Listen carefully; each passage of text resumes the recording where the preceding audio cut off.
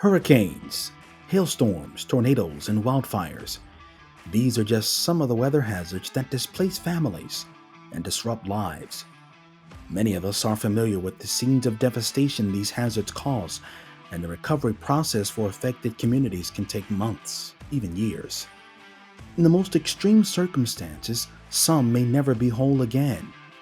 This may prompt many of you to ask, what's being done to reduce the risks associated with these hazards?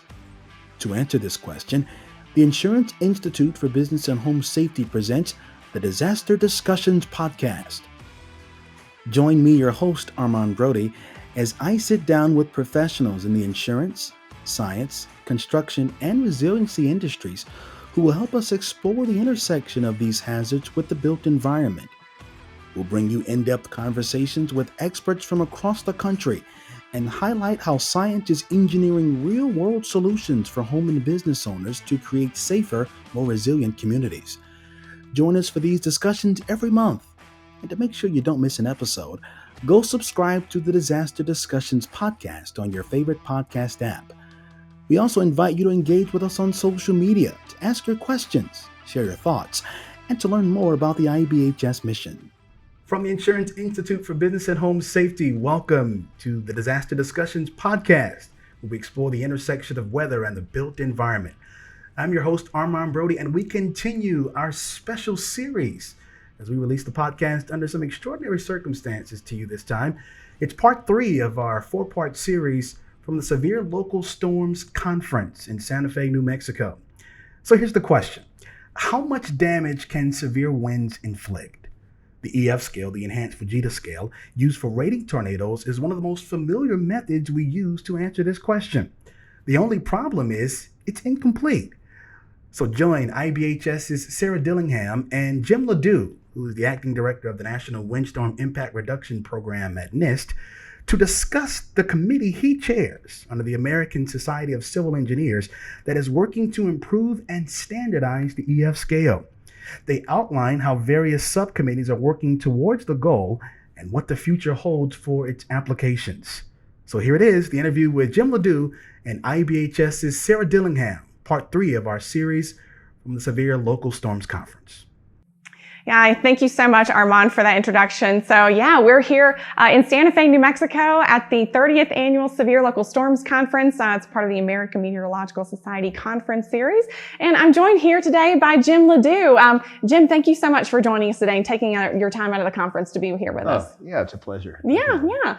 So now you're currently the acting director of the National Windstorm Impact Reduction Program at NIST. And so I just kind of want to set up our viewers for what we're going to be discussing today. This is going to be kind of a 2-part episode. You're part 1 of part 2.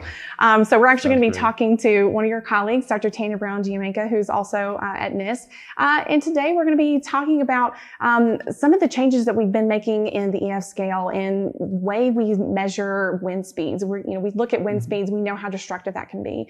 Yes. And so the way that we measure them and the way that we determine the damage that they can cause is very important, right? And so that's kind of what we're going to be discussing today. Yeah. Multiple importances. I mean, there's all sorts of uses for the data that we produce. It has to be as good as possible. Right. Yeah. So that's kind of what our discussions are going to be based around today. So we're having a little bit of overlap. We've definitely got some niche stuff that we want each of you to discuss. So we'll get right into it before I give anything else away. So before we kind of get started and get into the details, tell us a little bit about your career path and how you came to NIST, because I believe that you're relatively new in your position as well. I'm so new that I'm still trying to figure out how to pronounce NIST. So, I mean, this is something that's difficult. It's a learning experience. It's a different culture. It's quite a bit different than from the weather service from which I came.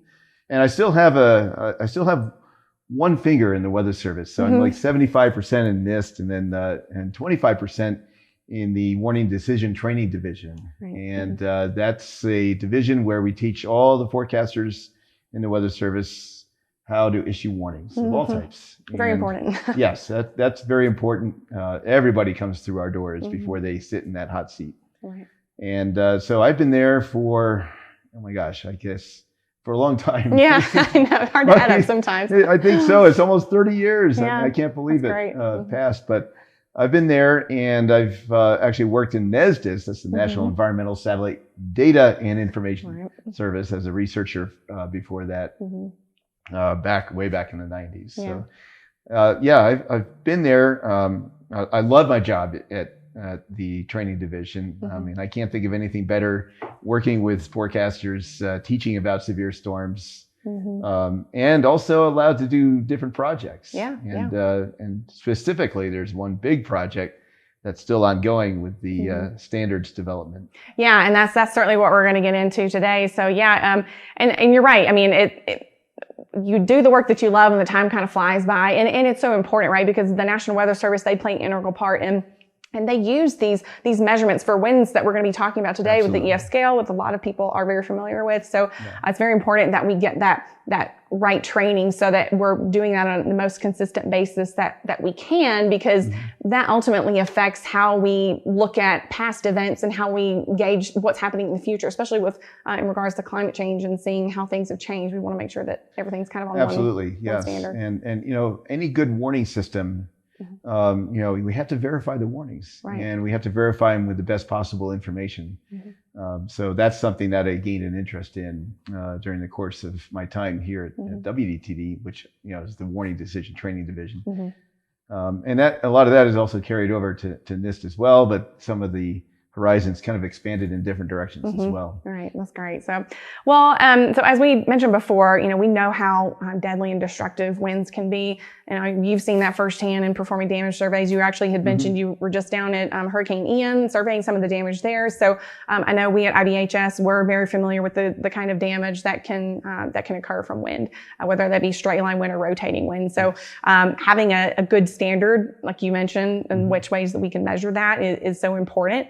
And so that kind of leads me to my next question. So you are the chair and co-founder of a new standards committee that's working with the American Society for Civil Engineers. So that's another acronym. We're meteorologists and scientists. We love our acronyms. So that's ASCE. So really quickly, can you discuss who is ASCE? Who is the society and what is their role?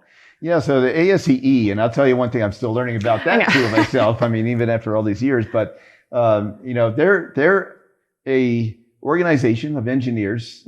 Their role is to develop many things. One is to promote the profession of civil engineers amongst other engineers, but also to develop standards. So such as a building load standard that they have. This whole standard is the cornerstone, basically. It's like the foundation of all building codes throughout the U.S. So that's really important. And building loads have to depend upon, you know, the hazards that come their way. So these buildings have to withstand wind, flooding, large hail, snow, all sorts of hazards. And so this is what is the underpinning of everything. So if there's a local building code in Florida, you know, and which, by the way, was a tremendous success, I think, in Florida. And so the people there, the residents should thank the ASCE for coming up with a load standard that withstands wind. Yes, building codes are one of those things that you just kind of think it's just kind of assumed. And you know, as you mentioned, you're new in your role. I'm relatively new in my role here at IBHS, and so learning about how building codes and standards are applied, and they're not applied unilaterally the same. No, each state is different, and so I think kind of taking that for granted when we go home and go into our homes at night, we assume, oh, my home is good. It's been built to code, and that's the best code. It's obviously the most updated, and that might not always be the case. So that's why we have to have these standards so that we are trying to build everything up to the same level, right? So we're all on the same playing field. Absolutely. And if everybody could do these building loads, I mean, the amount of savings and economic loss and grief imposed upon residents and businesses would be amazing. Right. You know, so we can only say so much, and we hope that other places, especially in the interior U.S., that may not have the building codes that, let's say, Florida has, but may be exposed to severe weather equally as bad. Right, exactly. And so speaking of that, and going back to the committee, so kind of when was this created? It's been in the last several years that this committee was created. And so when was that, and what was the purpose for it? What was the motivation behind it? So that's a long story, but I'll try to keep it short. So what we did, this all started when the EF scale was implemented back in 2007. And so there was maybe a more informal committee, but it was made up of the experts in engineering and also in meteorology that deal with evaluating tornadoes and other severe windstorms. And so they made the EF scale, and then I developed the course in my time at WDTD, and then disseminated that through the National Weather Service. And so in the years that followed, of course, I went out. I was the token person to go out in these quick response teams to evaluate tornado damage and to see how the EF scale was being implemented and are things working okay. And, for the most part, I mean, they were. It was amazing to have all this guidance that we didn't have before. And we could just implement it, and it was easy, and we could come up with wind speed estimations, damage intensity estimations. We could map the tornado paths. So yeah, it was fantastic. And of course, now there's the but. The but is, as I've been doing this, I started seeing, oh my gosh, I wish this tree damage indicator was better, right? Or, why is the apartment building why do they have different winds for the same damage we're seeing, even though it's built similarly to houses? And so little things, started piling up, and then I got to thinking, well, who owns the EF scale? Who do I go to? Talk about this, and I find out over time, there's nobody. There's nobody. And so, I started to develop a grassroots organization, like a stakeholders group. And so I invited some of the original EF scale committee members, and then other people that were experts in that. And I knew enough of the field that I knew who some of the people that are published in the field, and I knew them, and so I invited them. And some I didn't know, so I just basically just got on the phone and started. Right. Yeah. So anyway, I did that, and I got a lot of interest, a lot more than I thought that would be possible. And so we had a meeting that we organized. We had it at the National Weather Center in Norman. And from that meeting, eventually we published a paper in the Bulletin of the American Meteorological Society on the status of the EF scale, and then some of the issues, and then some of the other methods. Because we did have radar. We had some science was just coming out on identifying treefall patterns and matching those to the behavior of tornadoes. And also, just a simple an anemometer. Just if I can get that out. Yeah. But an anemometer is really important. I know that it seems like once in a blue moon, one gets hit by a tornado, but there's more and more anemometers going out. We've seen more mesonettes and backyard anemometers, and so it was important to consider all of these things. And so once we got that paper, that was down. That was out in about 2013 or something like that. Okay, so several years ago, right? Right. So once that happened, it was kind of funny. We all decided as a stakeholders group that we really need to get this established in a more official way. Grassroots effort is fine, but we needed something with some institutional backing. Right. You need to make sure you're all on the same page. Yeah. So that's when I thought of NIST. And NIST is being the National Institute for Standards and Technology. Seems fitting. I don't know. I thought that would be a good one to go. Well, their standards group. Maybe they would be the secretariat of our standard. That's what they do. And that's when I looked up on their websites and saw, the National Windstorm, et cetera. And I saw Dr. Mark Levitan, who's an engineer, wind engineer. So I just cold called him. I mean, right out of the blue. And I'm sure if it was anybody other than Mark, it would not have succeeded the way it is. He's been fantastic through these years. And so he agreed to join. In fact, what we were doing is we're right in his wheelhouse. And so it seemed to be a natural thing. And also this was, I think the timing was right after Joplin.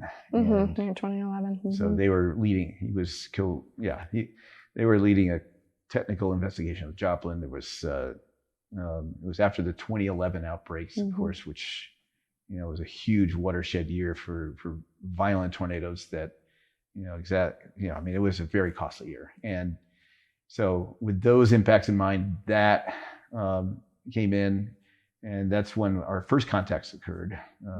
And we both, we had a follow-up meetings, and we decided, hey, okay, you're not the standards organization I thought you were, but there's another one that Mark mentioned, ASCE.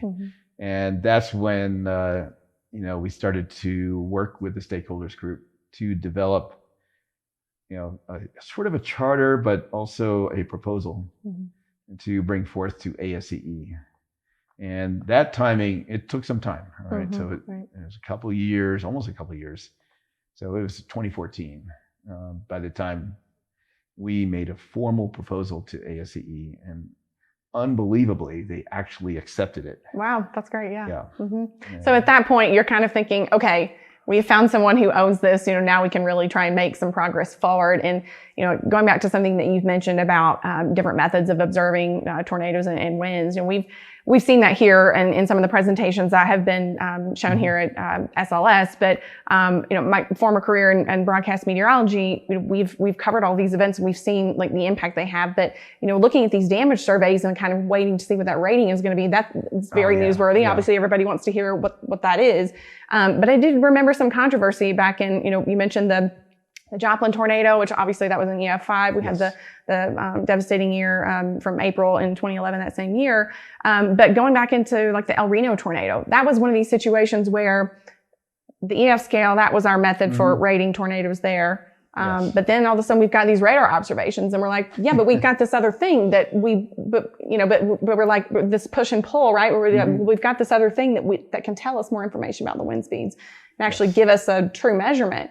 Why can't we use that? Well, that's not part of the standard, right? It's not the way things are done. So kind of looping that in and now having this ASCE trying to help develop the standard, hopefully we can try and integrate these kinds of things moving forward. And that's the idea. Right. So 2013 was the El Reno tornado. And there were two university teams with mobile radars, Doppler radars. And they collected wind speed information, both of them. Got wind speeds over 300 miles per hour. Wow. And it's also the widest tornado in U.S. history. And when you think about all these things, I mean, just this monster tornado, these winds that seem to fit with the tornado. And so the Weather Service just took those winds and then assigned an EF5 rating, to El Reno, which kind of made sense. We just had an EF5, by the way, with a Moore tornado, literally just 2 weeks before. Right. You can imagine the tension that, that was occurring in the metro area at the time. The El Reno tornado was just a standout in terms of, societal impacts in terms of the dread factor, I think, with that. So naturally, EF5 seemed to apply. Well, there was a Weather Service assessment that occurred afterwards. So this is a process that occurs after major events to evaluate warning services and other Weather Service activities. And so the review came back saying, wait a minute, is that 300 mile per hour wind from damage? Because that's how all other tornadoes are rated. I mean, anything that doesn't have a radar, which is 99% of all tornadoes, you got to rate them based on damage, and that's in the directives. And so they had to walk it back. They had to walk it back down to EF3. That was the strongest damage that was recorded in El Reno. So because of that, that's not exactly the greatest thing. Nobody likes to walk back a tornado. There was some controversy about that. It's like, how dare you? Right. That was my biggest tornado. It deserves all it can get. Right. Needless to say, I think that's the controversy that came out. And so it factored heavily in our standards development at the beginning. We already have been thinking about radar. It's not the first time that mobile radar has been used to rate a tornado. But it was the last time it was used. So, yeah. So the Weather Service, the service assessment team was welcoming of the idea. It would be great to include all these, but how do we do it? Right. There's got to be, again, going back to the standard, the set way of doing things. And I think that's so important going forward for historical context and making sure that everything is framed properly, because you can't compare apples to pears, which a few people have said before, right? You're trying to compare apples to apples on the same scale. It's true, because, radar is sampling winds. They're sampling it above the ground. they have their own strategy. I mean, you send out a pulse, it comes back with an instantaneous wind value at a specific time and place. And, with damage, it's the integrated sum effects of the passage of the entire event. And then you have to kind of unravel what happened during that course of time. So there are those are apples and oranges, but each wind speed estimate is valuable in its own right, as long as the user is at least cognizant of the pluses and minuses, the attributes of each one. Right, you understand what it can and can't say. Right. So I think after that, it was understandable, but we were already down this path. So a year after that 2013, there was a town hall meeting that the Weather Service headquarters organized, where we had all the players. So I was there along with others in the Weather Service and also in the community at large, a couple engineers. And we talked about, the pluses and minuses. And we were starting down that path, but that was when, the final outcome of that meeting was to say, hey, what do we want to do? And, I think the idea was, yes, we do need to have a committee. We need to have a more formal process. And so we were kind of thinking that way. And it was nice to have the Weather Service endorse that, at that time. So that was good. And then there was one other process after that was from the Joplin that also had a recommendation. We need a committee. Okay, we need to do something to improve the characterization of these tornado events. And so that was the Joplin report. And I was going to ask, when you mentioned the Joplin report, what was the significance of that? What was it? I mean, we know that was one of the single deadliest tornadoes in U.S. history, and we've all seen the images of devastation in Joplin. So what was it exactly about that recommendation what was it that they observed that caused them to make that specific recommendation that they felt was inadequate? Yeah, it was interesting. And it wasn't just the Joplin report, but that was developed by NIST, but also FEMA. They do a mitigation assessment team study, MAT report, I'll call it. Likewise, so they both, said our inconsistencies in how wind speeds are assigned to similar damage indicators. And boy, wouldn't it be nice to have this damage indicator for churches? Or, we're missing various components here, and we need to do something about improving the EF scale, and we don't know who it is. So, the Joplin report suggested a committee of some sort, that would represent the stakeholders that need to use the EF scale.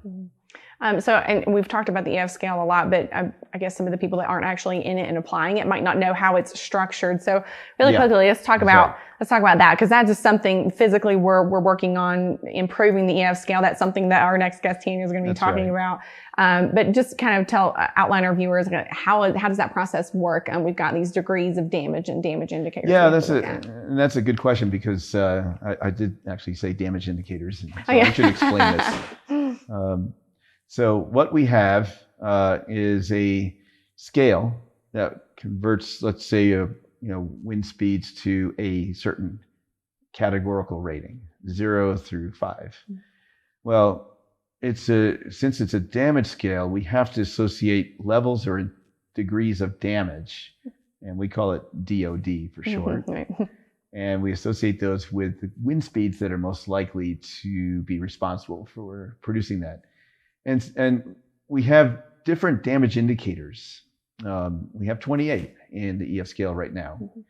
They range from houses, so a typical 1 or 2 story house, the most common one that's used.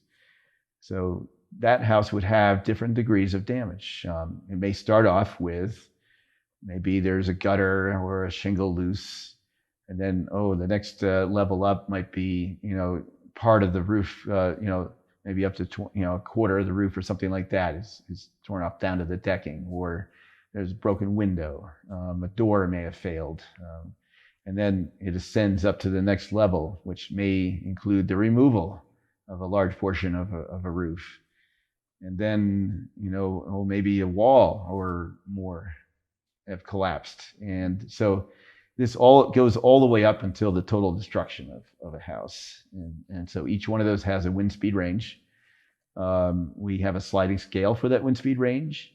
for each degree of damage because houses are constructed to different levels of resistance. Right. So, some houses, unfortunately, are on the low end, and so we lower the wind speed. And we have a typical house, most houses would fall into the what we expect for this wind speed range for this level of damage. Or somebody might have built a little extra, or perhaps it's a new house in Florida or along the Gulf Coast where the codes are a little bit better, or the city of Moore, Oklahoma, actually, any house built more recently than 2014.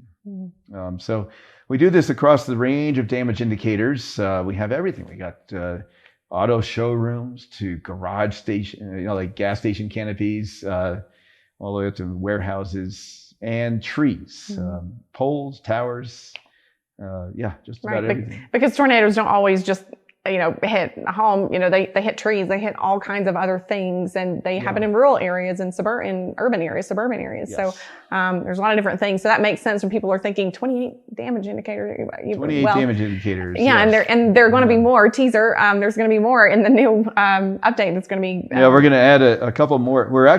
We're combining a couple. Okay, so for manufactured homes, at least currently right now, we have a single wide and a double wide. So we're going to merge those two. Schools, for example, we're going to merge we're going to shift those around a little bit. Right now, it's an elementary versus high school. We're going to shift that to a single story versus double story. We have a couple new ones. We're going to have new ones. Heritage Church. We have center pivot irrigators. We will have, we're going to have wind turbines because they're sprouting up all over the place. So yes, especially in the plains where severe weather is prominent. I've definitely if you've driven through Texas at any point, you see these massive wind turbines, and when you see them overturned, you're like, wow, what? That's a big deal. That? Yeah, and I'll tell you to know how. That's right. They are strong. It takes a lot to take one out.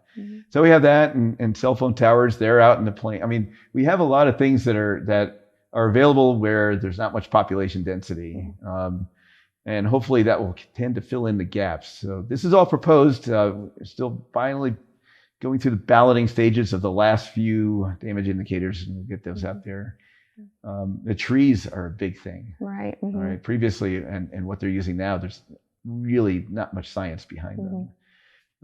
Softwood versus hardwood. That's the way it is now. Yeah. Well, as it turns out, some of those hardwoods that they claim are hardwoods are not actually hard, and vice versa with the softwoods. Yeah. And it turns out, actually, no, we shouldn't split those apart like that. We should be splitting them by tree size, because contrary to what people may think, the bigger the tree is, the more easily it falls. Right. And it doesn't take as much wind as a young, mature, or a tree that somebody planted just a few years ago that's just got established. Those can just bend to the ground and snap right back up. I mean, they're tough. Yes, they are. It's very hardy. So and you're right. I mean, there are a lot of things that we have to incorporate. Right. And so I know that you guys are going to be very busy and already have been and will be in the next several years. But so really quickly before we leave you and we join with Tanya, how many subcommittees? I know we've got the parent committee, but we also have some subcommittees because, as you mentioned, there's a lot of different things that we're looking at. So how many different groups do we have working? Yeah, we have several subcommittees. I'm going to name them. Okay. Because otherwise I might get the counting wrong. So let's go ahead and start off with... I'll put my checklist away. So. Thanks. So we have the two measurement. So this is ways to measure actual winds during real time during the event. So that's radar and anemometry, or what we call in situ, because we're measuring something right there in place. So we have those. Then we have several after the fact kind of thing, like looking at the residual left behind the event. All right. So the EF scale is one subcommittee involved with the EF scale. Tanya leads that one. She's the chair of that. And so that's a method. We call it a method because it is a method to derive damage, or let's say derive wind speeds from damage. And that's the key thing. Now we also have tree fall pattern. So tornadoes leave behind patterns of tree fall, and the shape and pattern of that tree fall is related to the wind speed. We can actually extract out the wind speed, but not only that, but we can also extract out what the wind might have been like at any one point in time as a tornado traverses across the terrain. And that was what was done for the Joplin tornado. Gotcha. And so they made a wind speed map. Mm-hmm. So that's really important. And we also have forensics. Mm-hmm. So let's say you have a structure and a good one here, a pump jack. Oh, All yes, right? yes. Mm-hmm. All right. So we have a pump jack or a drilling platform or something like that. Well, we don't have a damage indicator for that. Yeah. But with the forensics committee, they're developing a chapter to be able to codify how you go through the process of deriving a wind speed based on the structure, the materials, and then calculate the loading on that building. Mm-hmm. Wind engineers do this all the time. Right. For the other sides, like determining what they have to build to withstand a wind, we flip the equation around and say, Mm-hmm. well, given a building's already current damage level and the way it was constructed, what is the wind that can do that? Right. Yeah. So we have that. And then the remote sensing is another one, which is basically, okay, this is passive remote sensing, is like satellite, or it could be, somebody does have a scanning LiDAR or an aerial photo from a drone or a plane, and then use that to help the other methods to establish wind speed. Right. So, yeah. So I mean, to your point, it's all about all these different supporting networks and all these different things coming together to hopefully make a better product in the future. So, yeah. So that's the idea. So, Awesome. yes, one tornado could have several of these at play. We could have several different wind speed estimates. Yeah. Well, Jim, this has been a really enlightening discussion with you. And I thank you so much for taking the time to kind of lay this out and share this story with our viewers and our listeners. Yeah, absolutely. So we hope to have you back again sometime soon when hopefully we get this whole thing wrapped up. And, but yeah, we'll have you back again soon. So please come join us anytime. Absolutely. When we're done with this, I'll be popping that champagne bottle because we'll deserve it. Yes, you will very much deserve it. So, well, thank you so much for joining us today and tuning here in just a few minutes, and we'll bring in Tanya Brown Giamaico. All right. Thank you.